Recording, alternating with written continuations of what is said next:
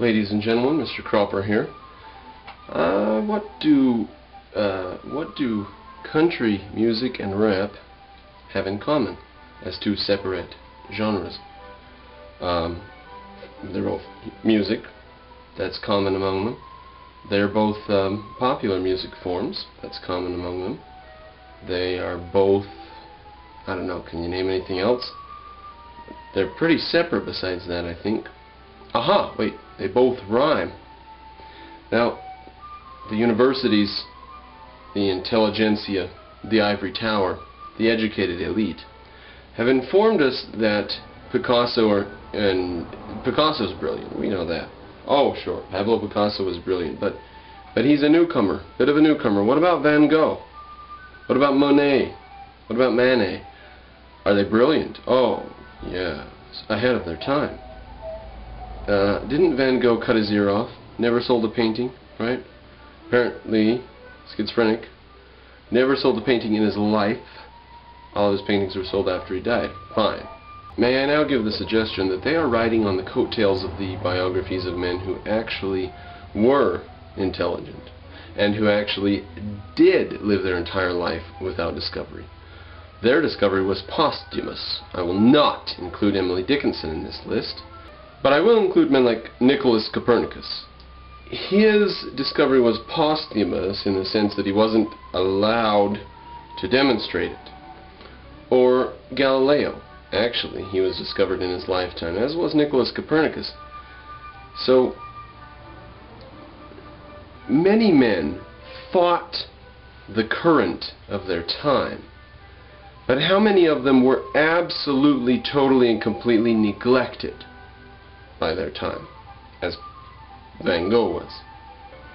Is it true that you can have someone who is quite gifted and have absolutely no one around them hear anything from them? Well, I can't think of any, and I know quite a few biographies. There is always some core of intelligent people, be it 3, 5, or 100, who recognize the ability and the magnificence of this person's work. Do you want an example? Choose any achiever in history. Many of them were not quite admired in their time as what they were. Some of them were, and those are the exceptions. Aristotle was admired in his time. Probably not for as much as he is admired now by many people. Many people were admired in their time, not Van Gogh. Okay, there we go, that's fine. Back to the country music and rap, then.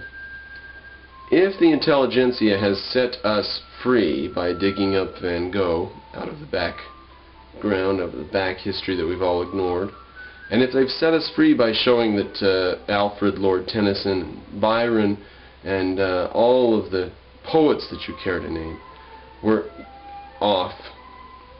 These poets were off course. They weren't on course because what were these poets doing? They're just being banal and doing the regular old rhymey-timey thing. Everybody does it. Anybody can rhyme. We all know that. It takes real... what does it take to make a non-rhyming poem? It takes talent. John Donne had no talent. Alfred Lord Tennyson had no talent. It takes talent to write? No, it couldn't be that. They'll cling on to the talent part of the ancient poets. But there's some quality which the ancient poets lacked. Ancient as in before 1900. These poets lacked some important quality, and there are many people that are still rhymey-timey, as they call it, and sing-songy. Many people are still sing-songy about poetry, aren't they? Just the uneducated ones, though. Just the ones who are uneducated dullards. Well, I have to side with the people in this case. Now, here's the reason that I side with the people. The people, by the way, listen to the top 40, and just you find a non-rhyming top 40 song. As Richard Dawkins points out, you wouldn't have heard a non-rhyming song in the top 40 until recently.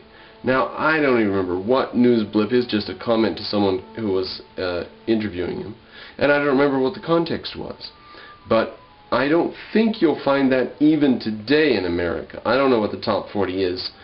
But I do know that the popular songs, the really smash hit big songs, not only have rhyme, they have such good rhyme and rhythm and beat that they're quite catchy. And oftentimes you don't really care what they're saying because there's such a catchy rhythm and beat to it. They have to satisfy the public. Now, fine, put that in your pocket. So the public's on one side, intelligentsia is on the other. What facts of reality, ladies and gentlemen, has the intelligentsia been notified of that the common people have not been notified of? Which points of importance do the intelligentsia know about with regards to rhyme, whereas the intelligentsia are choosing E. Cummings is great, and the general man on the street doesn't care about poetry anymore because he thinks E. Cummings is a great poet. Does the man on the street not care about poetry? No, he does. Yes, he does. Whichever. There should be a negative retort to no. I think in German is Dorf. We should have a negative retort to no, or an affirmative negation of no. There should be some concept to cover that. But the fact is, the man on the street does not reject poetry. Well, you ask him and he'll say poetry's stupid because it doesn't rhyme, and he thinks that it's something for highfalutin, tootin' educated people.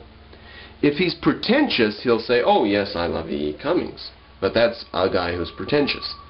So you're only going to find people on the street, the man who's not been educated about the issues.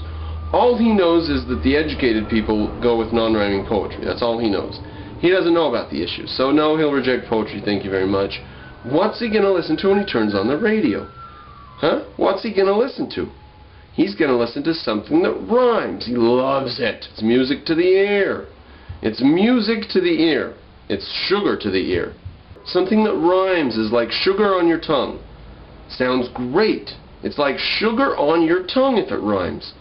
The guy's going to turn on the radio when he gets in his car after his little interview, bumps into someone at the mall with a camera asking random citizens what kind of poetry they like, and he says, I don't like poetry. Gets in his car, turns on the country music channel, because country rhymes.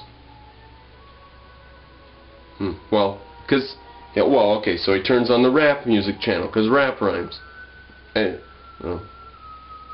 Alright, so he turns on oldies, 80s and 90s, oldies 60s and 70s, classic gold.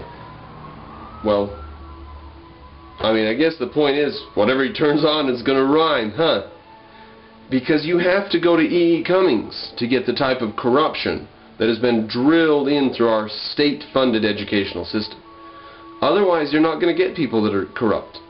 You're not going to go into people's homes and find anything hanging on the wall as paintings go. People don't care about paintings anymore, except for pretentious idiots. If you've got anything hanging on your wall that is not, could be called abstract, you're pretentious, and the people of the United States of America don't care for that. The people of Europe don't care for that unless they've been indoctrinated and initiated into this propaganda.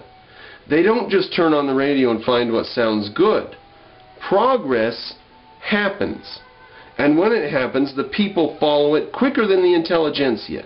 But when the intelligentsia go down a road diverting, they say, oh, by the way, poetry doesn't have to rhyme, and paintings don't have to be paintings of anything, and storylines with plots are, trite, and governments that respect rights are old-fashioned.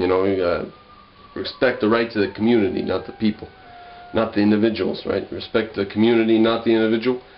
These are all the same. They're all in the same goddamn boat. And I submit as evidence of the absolutely, completely uneducated, ignorant masses, right? We're talking about what sounds beautiful to the human ear. Let's ask the uneducated